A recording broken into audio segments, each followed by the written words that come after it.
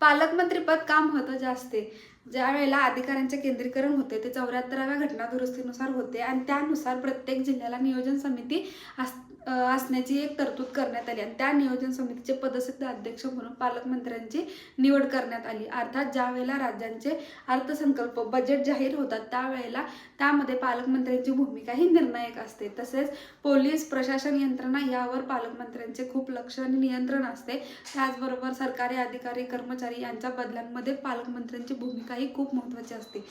ज्या वेळेला जिल्ह्यामध्ये कायदा व सुव्यवस्थेचा प्रश्न निर्माण होईल अशा वेळेला पालकमंत्र्यांची भूमिका ही समन्वयाची असते. आपल्या जिल्ह्याला जास्तीत जास्त सरकारी योजनांचा लाभ कसा मिळवून देता येईल, जास्तीत जास्त योजना कशा अंमलबजावणीत आणल्या जातील याकडे पालकमंत्र्यांचे खूप बारीक लक्ष असते. त्याचबरोबर ज्या वेळेला दुष्काळी परिस्थिती पूर परिस्थिती येईल अशा वेळेला सुद्धा पालकमंत्र्यांची भूमिका ही खूप महत्त्वाची असते.